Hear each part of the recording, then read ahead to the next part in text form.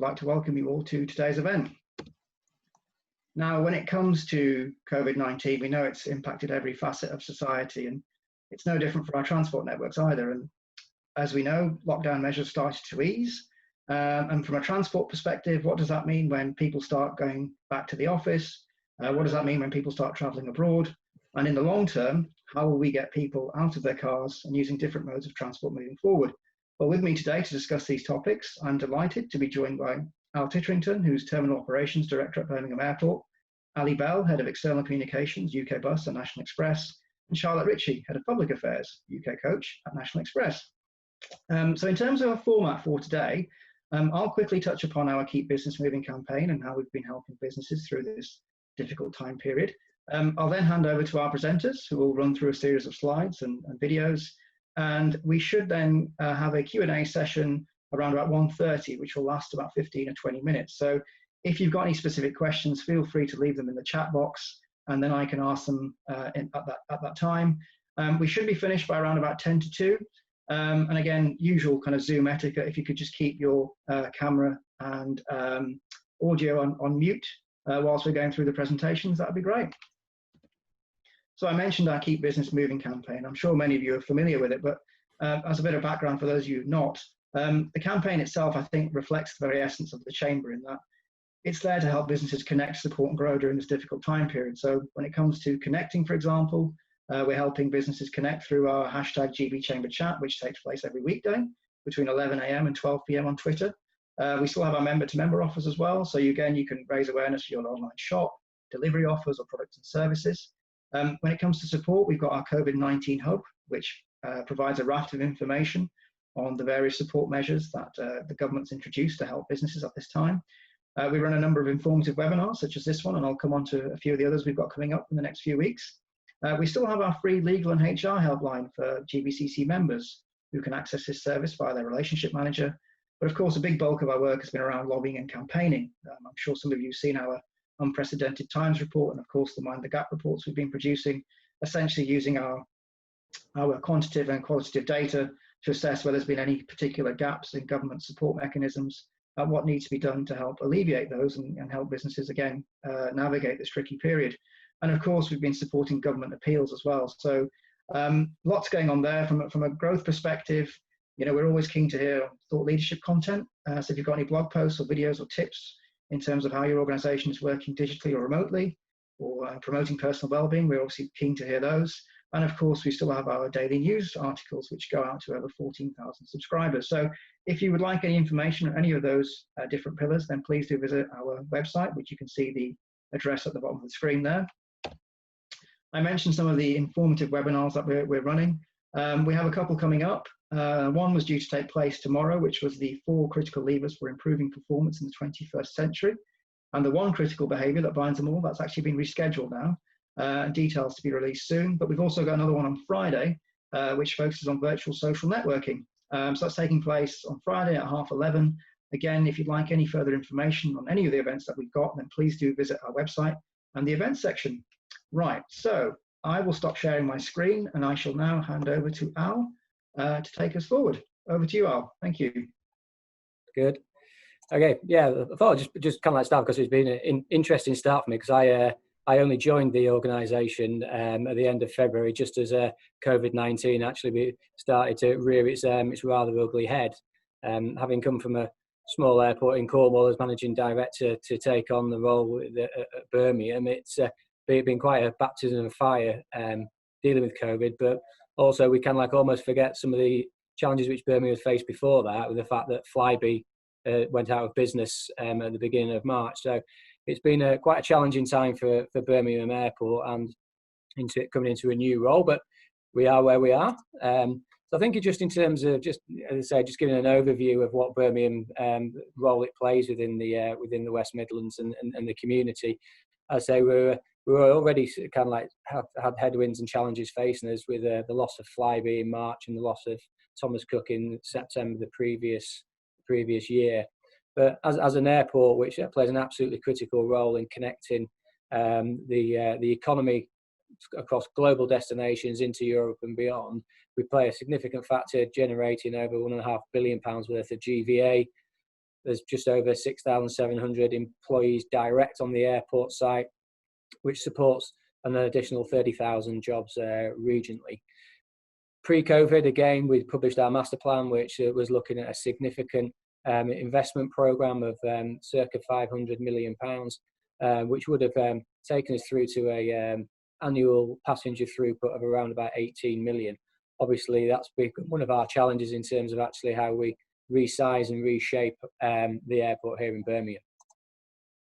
So how has that impacted us as a kind of like as a direction? As I say, as early as February, we were starting to see the impact with passengers coming in from Asia, but also from northern Italy, where we saw that first real spike in Europe, and how that actually played through. And I recall kind of like one of my first meetings discussing how we were going to inform passengers to deal with any potential cases to where we are now in terms of the lockdown through the last 3 months, and some of our key markets still being in that lockdown period. So we kind of like take in terms of what we would have been doing.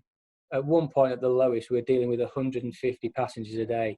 That's 99% less than what we would normally do, and that's been pretty much a recurring theme over the last 3 months. We're probably around about minus 82% now.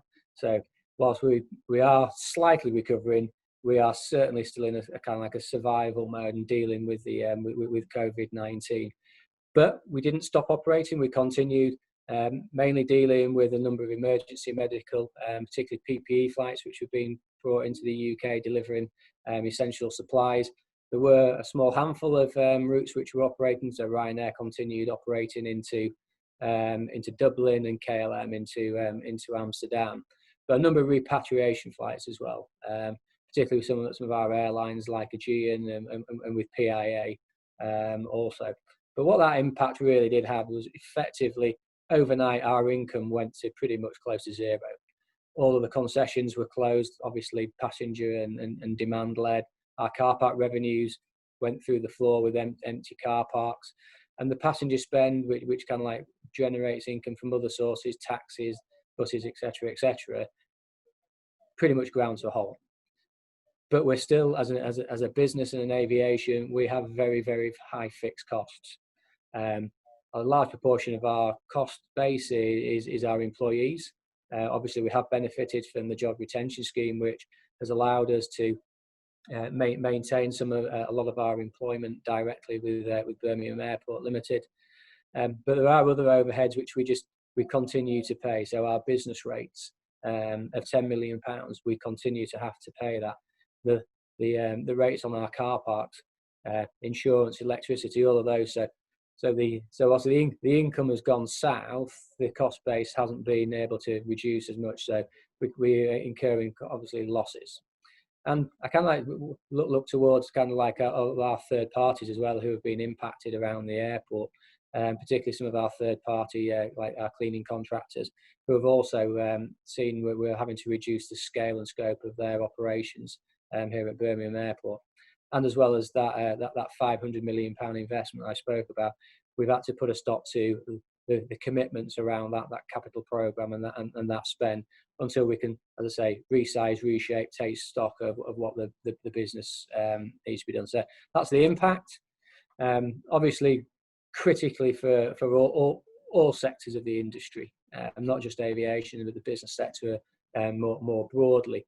The safety measures which we have needed to introduce to make sure that not just those passengers who continue to operate through Birmingham Airport, but also moving towards a position of when we were able to reopen in earnest, that actually we had an incredibly clean and hygienic airport.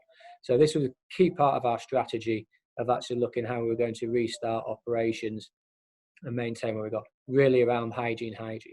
So we created a gold, silver and bronze, working with our executive team, with the silver team, which had heads of department, and then our colleagues who work day in, day out, really so we could focus in and understand what the key issues were going to be and how we were going to manage the process from a passenger turning up at the airport on departure, but also when they're coming back inbound so a whole host of measures we considered and introduced, all based around robust risk assessment to protect not just the passenger, but crucially as well for our members of staff who will be dealing with a passenger who potentially could have a COVID infection. So in terms of kind of like what we started to look at, probably at the beginning, thermal imaging was really that one which was going to be a real indicator in terms of the airport and how we actually are managing this crisis. So we've invested into thermal imaging. This was expected to become a mandatory requirement from the government, which didn't happen, but it is an important piece of our architecture to really put the confidence in the passenger when they do arrive, that they can see firsthand and straight away on entering the building that there is already a process which we're considering in order to make sure it protects. So thankfully we haven't had any triggers in terms of that breach of the temperature which we would require to take additional steps. A number of our airlines demanding it, a number of our airlines don't want it, but it's a really important measure for us to have here at the airport, and actually has been widely well received by the passengers, who feel comforted from the minute they enter the building that actually we're taking their health and safety really seriously. Another key part of what we're doing is an enhancement with our cleaning regime, particularly as you can see with the fogging, which we do on a nightly basis. So when we put the terminal to bed on an evening, we have the cleaning teams who come in and defog the airport, which then leaves a coating for 24 hours, where the COVID virus can't mutate from that position. So again, really focused around the hygiene. And that's not just within the terminal, but also around kind of like in our key contact areas, and particularly around security, where people are handling the security trays multiple times. It's really crucial that when a passenger is handling that they can see and know that we have gone through a disinfectant process around that touch point. Face coverings again. We initiated face coverings, which we mandated within our security area and coming back through our baggage and immigration halls immediately. We made it mandatory for all members of staff, actually, in all areas of the terminal building in public facing, to be wearing face coverings. And then obviously with the government's decision of mandating all face coverings on the 24th of July, that became a mandatory for all people entering the building, whether that be a passenger or whether it be a member of the airport staff. And again, we probably see 98% compliance. There are occasions where we do speak to staff or to passengers to ensure that they are wearing a face covering, because again, it's the impact which that has. And what we actually do see is the self-policing, that passengers actually challenging other passengers who may not be wearing one. So it's interesting how that has been received. I think it has now become the norm. It's almost now, have I got my wallet and my mobile phone before I leave the house? Have I got my face covering as well? So we are in that in that space. Obviously, we mentioned the hygiene, obviously hand sanitisation key. We're not asking people to sing happy birthday when they're doing this. But we do sign that up in terms of actually the 20-second process and following PHE and government guidelines in terms of ensuring that the passenger does sanitise them as often as possible. And we also have this within our staff as well, particularly within security, where if they're actually handling a passenger where there is contact, that as soon as they've finished managing that passenger screening process, they will hand sanitize at that point as well. So it's just really every touch point and every customer step that we're reinforcing, actually, that we are taking that hygiene and health and safety seriously. Social distancing is a given. What we did choose early on, knowing that for airports that maintaining 2 metre social distancing would be nigh on impossible. If we were handling an Emirates full flight, they would be literally queuing all the way back to Bird Island. For those of you who know, at the airport, we can't physically fit people in. So we took a risk assessment approach that the government guidelines would change, and use all of our mitigations to ensure that actually social distancing and signage, whether that's a tensor topper, whether that's through social media, whether that's markings on the floor, that people would do it and self-regulate themselves. And so obviously with the reduction from the government from 2 to 1 based on mitigation measures, we're actually able to accommodate that. And again, There are touch points within the building where that becomes very, very difficult, and we rely upon some further measures to make sure that that is followed. Perspex screens being a main one, particularly at the check-in point and also at the boarding gate, where passengers will automatically concertina together.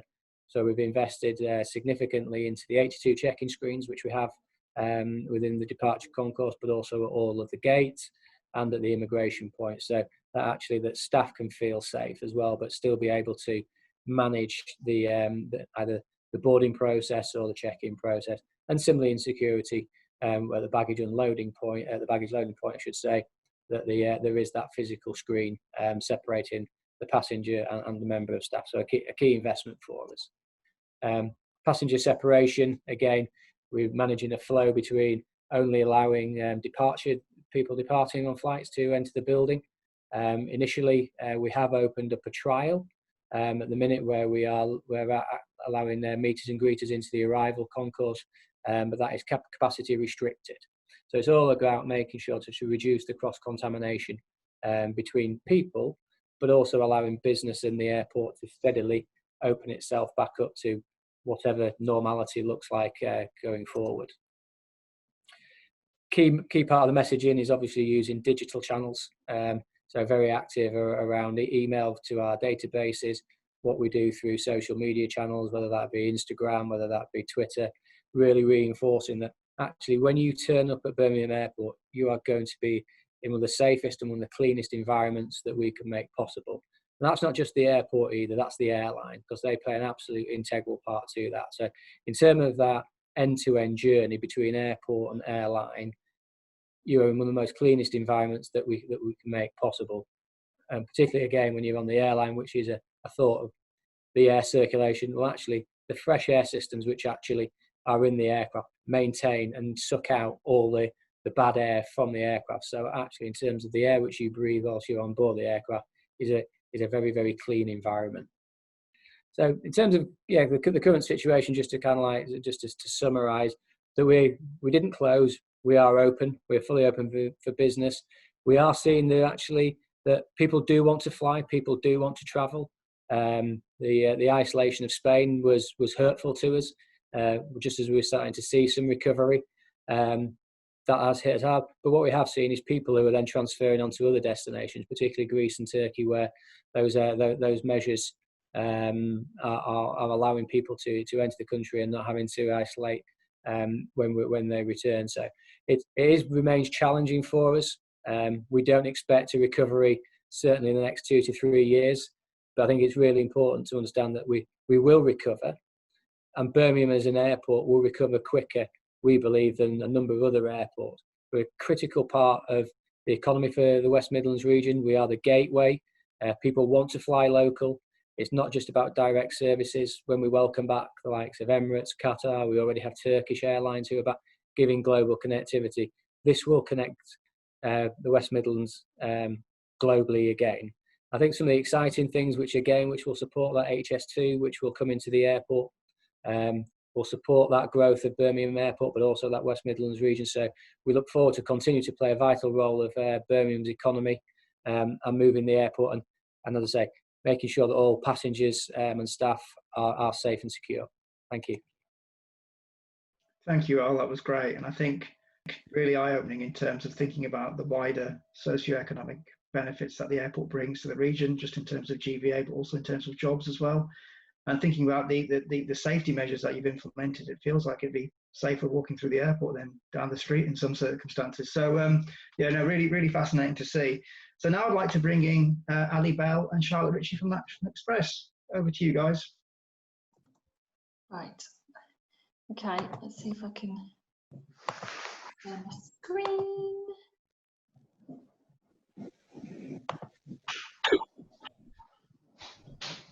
Right. Can everyone see a picture of a coach and a bus? Excellent. So we are Charlotte Ritchie and Ali Bell from National Express. Charlotte works in the coach department and I work in the bus department. Obviously coach is the white fleet that you're all used to, and bus we basically run, depending on how you count it, over 90–95% of all the bus services in the West Midlands Combined Authority area. So that's who we are. So obviously, very much like what Al was saying about the airport, we've spent the last 4 months talking about nothing else but safety. Endless conversations as new things came online. Interestingly, there was a lot of collaboration between operators actually behind the scenes about, you know, somebody had found something, somebody had a new piece of information, somebody was trying something. Interesting how much kind of cross-fertilization of ideas and experiences there were. So we have then tried to reassure our customers with everything that we're doing and all the knowledge that we've gained, because obviously they need to know how safe it is to go on public transport, partly because there was quite a lot of government messaging saying that you should stay away from public transport. All the surveys told us that what our customers wanted was they wanted clean vehicles, they wanted social distancing on board, and they wanted other customers especially to be wearing face coverings. So obviously we tried to communicate as much as we could how much extra cleaning was going on, fogging, etc. What we were telling them about social distancing, but I think as Al had on one of his slides, we had to kind of position it, you know, a bus driver is a bus driver and he has to drive a bus. So we had to position our messaging as a bit of a deal, like this is all the extra things that we are doing as a company to keep you safe, but also there are things that you need to do and that we can't really police, and face coverings, despite the legal, is something that we can't make people do. So we are asking people to play their part. We're doing everything we can. We need you to do everything you can. And so we also tried to get this across to people by applying for this British tourism kind of good to go thing, which proves that we have been through robust risk assessments to keep our staff safe and our customers. So that was a really handy kind of mark that we could show to people. And I will let my colleague Diane talk you through what we put in place in bus to keep our customers and our staff safe. So Hi, my name's Diane and I currently work as a bus driver at National Express. All through lockdown, my colleagues and I have still been operating the service. We've been taking hundreds of thousands of key workers safely to where they need to be. Although you may have been away, I'm here to tell you how things may have changed and what things may look like for the coming future. My colleagues have been working exceptionally hard to keep all shared surfaces disinfected and cleaned on a daily basis, on an hourly basis. We have been provided with hand sanitizer, gloves and masks to keep our cabs clean. We would advise before you leave your home, if you could wash your hands, walk with hand sanitizer so you can use once you're out and about. The government have said you must wear a face covering whilst aboard public transportation. When boarding the bus, use a contactless payment method when possible. If not, have the exact change. In order to keep fresh air circulating aboard our vehicles, we are advising for windows to be left open. If they are closed, we will be opening them. Social distancing is very important. My colleagues in the scheduling department are working extremely hard to monitor the services and the levels of passengers at the moment.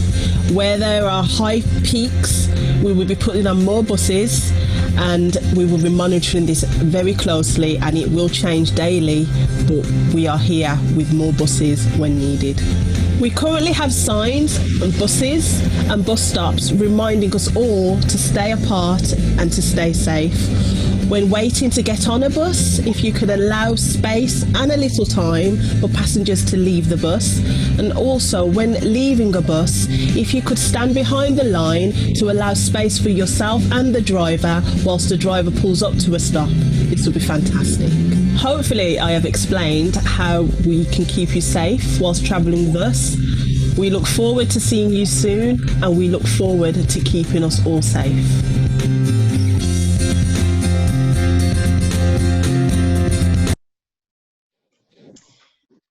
okay, so that's what we did, and it's just worth remembering that despite the fact that, you know, most of us were sat in our kitchens at the table doing our work, obviously we had, as Diane said, we had hundreds of thousands of key workers that can't do their work from their desk, as 40% of the people that work can't do their job from their kitchen tables.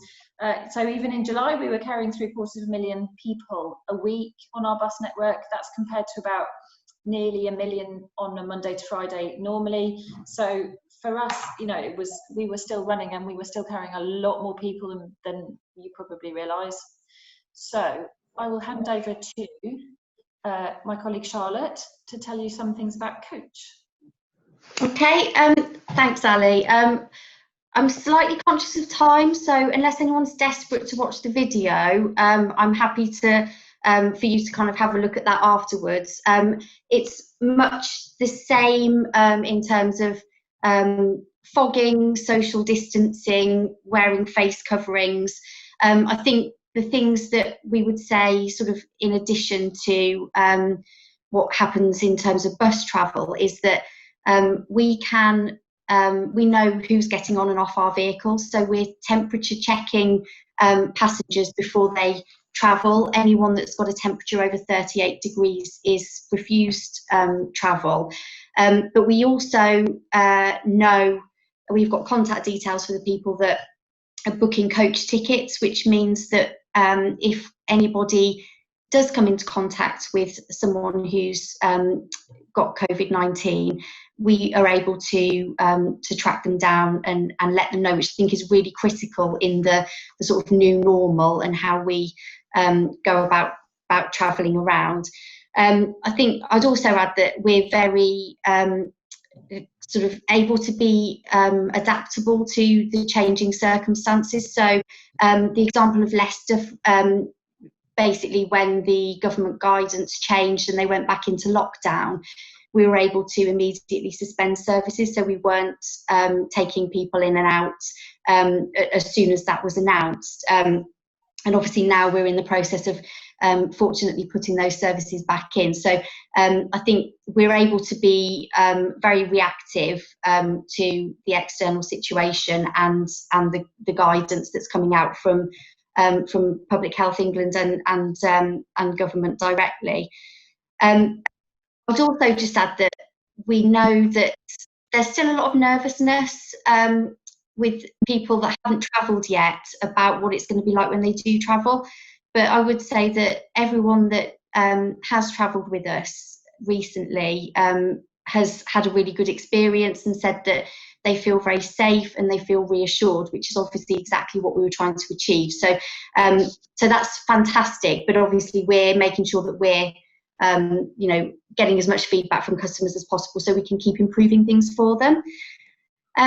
So in terms of what the kind of future looks like, our view is that we want to be building back better, and that public transport has got a really, really important role to play in terms of the recovery and what the new normal looks like with regards to transport.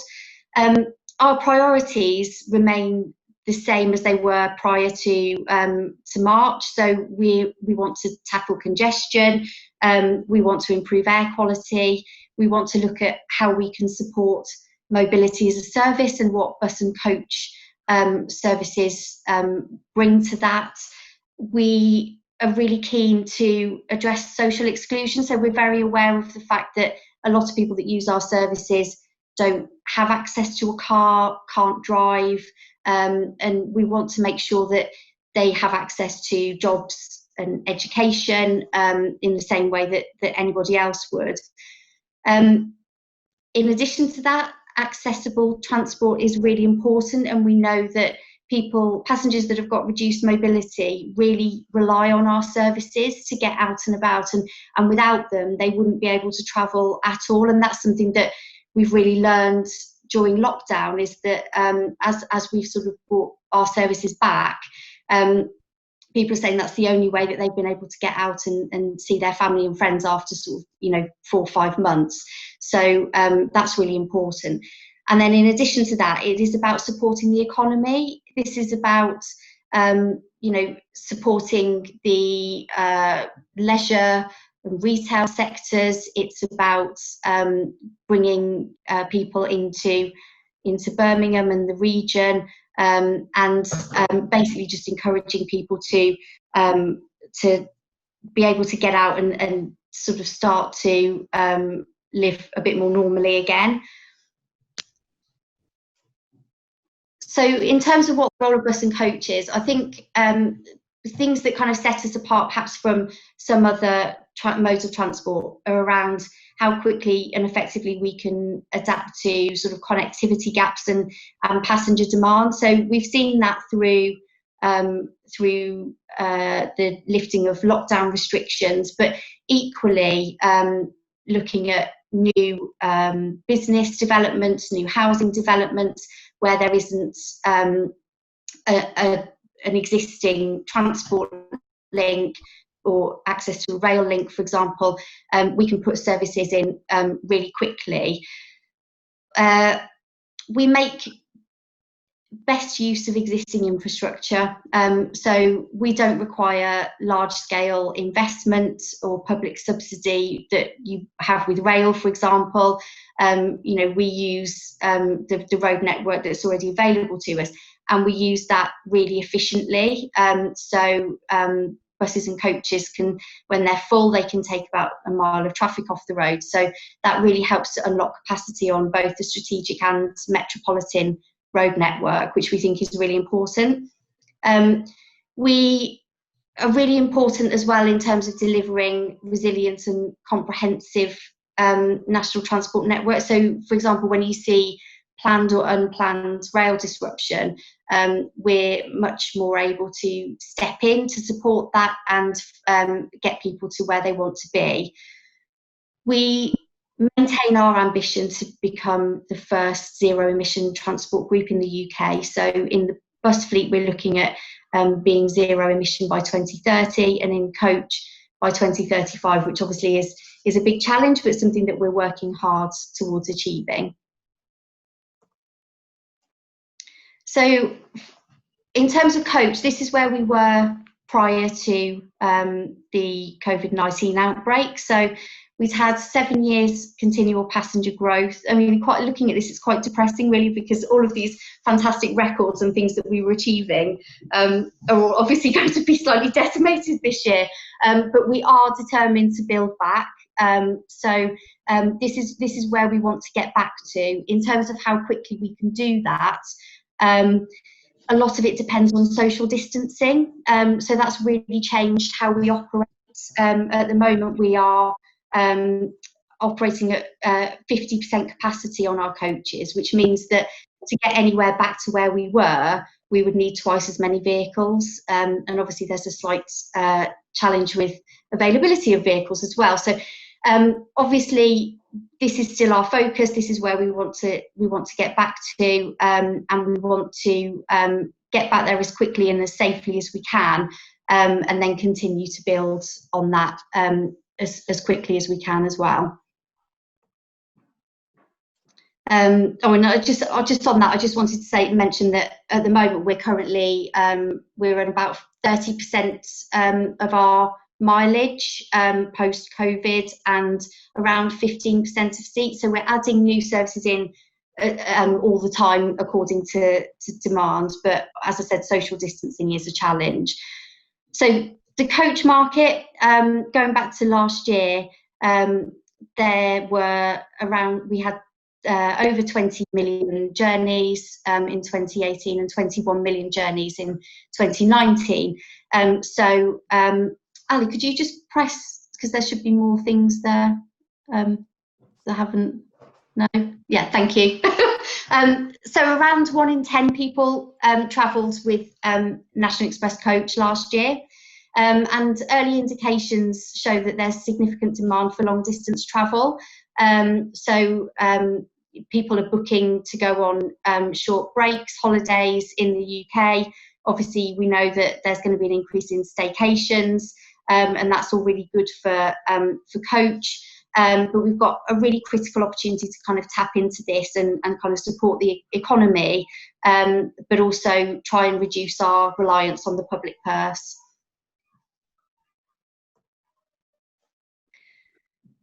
So in terms of what the opportunity is for coach, this is kind of versus private car. So the overall coach market share is estimated about 2.9%.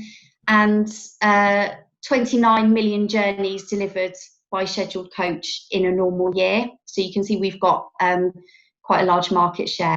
But if you look at the number of leisure trips that are over 50 miles that are taken every year, this shows that there are at least 1 billion potential coach journeys in the UK. So these are journeys that are taken by other modes, predominantly private car. But the challenge is now that obviously car usage is already around 80% of pre-lockdown levels, and all the evidence suggests that it's going to rise quite significantly beyond that if we don't take action. So yeah, buses, I've kind of split the future into the kind of the immediate future. We suffered less than a lot of other modes from the lockdown, and we are coming back faster than other modes and also other parts of the country, which is quite interesting. West Midlands is very, very bus reliant, so we have, you might see some national figures, ours are much better. We're carrying about 53% of what we do normally, just because we think there is just such a big high proportion here of people that can't work from their kitchen table. Longer term, there are some things that we give us a bit of confidence. The demographics of the West Midlands is set to grow by the population of Sheffield in the next decade.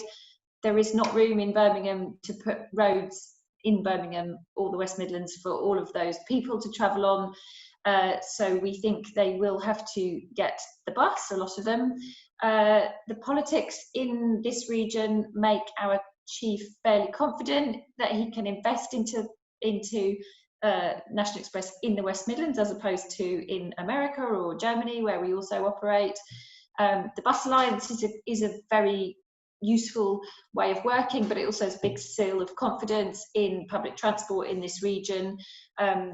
We've totted up this £260 million of highways investment in this region that are being accelerated since all this pandemic started, and the aim of those is to bring a 1 mile an hour improvement in average bus speeds, which doesn't sound like very much, but for every 1 mile an hour, every percent that we see in improvement in journey speeds means 1% in passengers, and if you think we're carrying 1 million passengers a day, that adds up to quite a lot. So that makes a massive difference. Obviously the clean air zone, not quite sure exactly when it's coming, beginning of 2021 sometime, we think will make a big difference. We think that will make a lot of people jump on the bus if they can't necessarily afford the car, and the car that will be compliant, or to make the car compliant. And we think central government, hopefully, although it's been talking about not getting on public transport, is still fairly fond of buses. And we're awaiting the details of a £3 billion funding package that we saw announced before the lockdown, which was aimed at things like electric buses, which is obviously zero emission. We've got 29 of those already, so we're very interested to hear what those are. Again, the longer term future, we think we've planned a cross-city network, which basically means that instead of the current situation where buses kind of drop you off at the edge of Birmingham city centre, that they will go through, so that they will take people, for example, that work in King's Heath, live in King's Heath, but work in the Children's Hospital closer to work. And we think that makes a big difference if you can get a bus from where you live, not just to your edge of town, but across town to somewhere more like where you actually want to go. This will make a massive difference. DfT have pledged to do a kind of joint marketing campaign with all the operators in the autumn, so we're working with them on that. Obviously, as Charlotte said, we've done our zero emission pledge by 2030, which will be challenging, but we think we're still on for it. And on the way there, we will be 100% Euro 6 by middle of 2021. We're the first city region to do that. So basically, Euro 6 is practically zero emission. It's a technical, legal, compliant specification that basically means it's almost less than 1% emissions. It's practically zero, but it's not technically zero, so we can't say zero. This here on the slide is the back of a bus, but it's an electric bus, so it has no exhaust. We get all the electricity to run it from renewables, so it is literally zero carbon. We've got 29 of those in the West Midlands, 19 in Birmingham, going from Birmingham to Solihull via Shirley and kind of Hall Green, and 10 of them going out in early September in Coventry. We're working with the city. The city are very keen to pilot hydrogen buses. We are also very interested in them. Electric buses. The range is really good, actually, of the ones that we've got, much better than we thought it was going to be. But hydrogen, we think, may well play a part, and we're very keen to try those in real life, because we think a mix of hydrogen buses and electric buses may be what the future is. And there's also lots of technology that we are investing in, things like mobility as a service, working with Transport for West Midlands on that. City Swift is what we call a bus scheduler on speed. It kind of uses mass data and kind of machine learning, so that a route planner can kind of test out all the routes that they're thinking of doing and get the results really quickly, and just look at which ones they want to do. So there's quite exciting bits of tech even in an old crusty industry like the bus industry.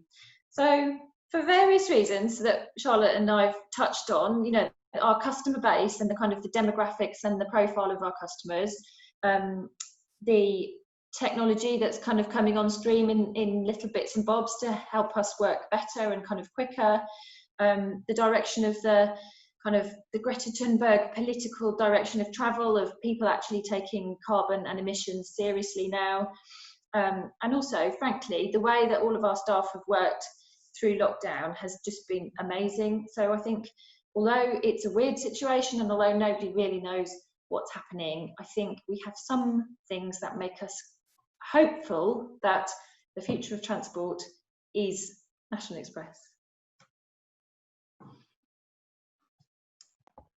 Thank you very much, Ali and Charlotte. Really, really fascinating. I think, just like Al's presentation as well, very reassuring in terms of the measures that you put in place to get people moving across the city and the region. So thank you so much for that.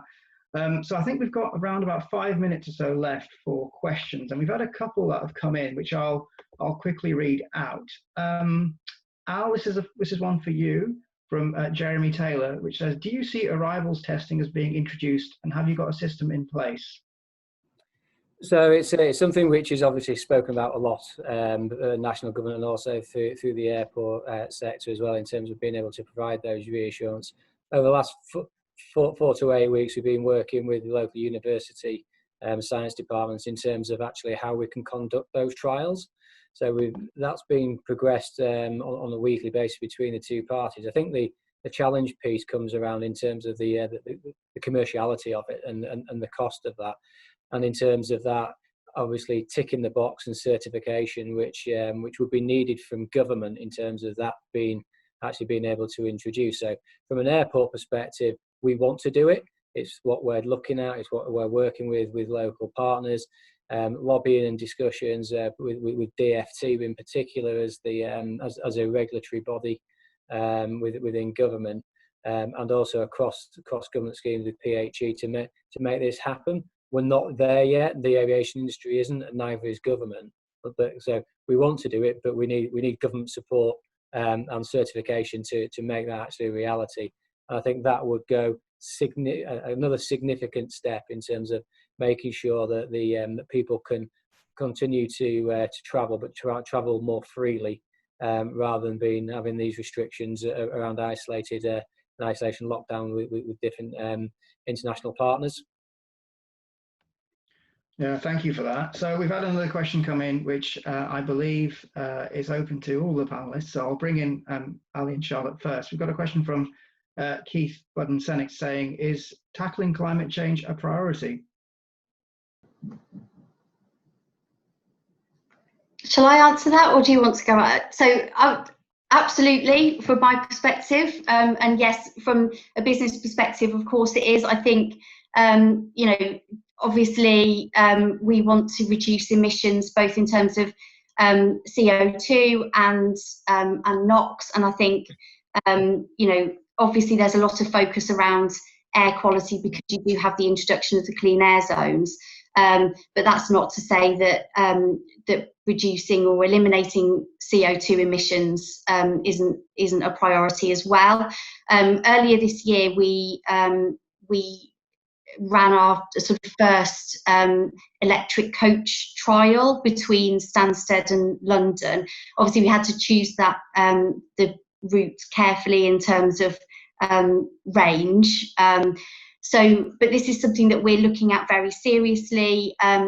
From a group perspective, we're kind of launching a competition that our group procurement people are working on, which will be to find a manufacturer that can work with us to provide a vehicle that, whether it's hydrogen, whether it's electric, we don't know yet what that's going to look like, but it's something that we're willing to invest in, and something that we will be prioritising once we've kind of got out of this kind of firefighting mode, which hopefully will be soon.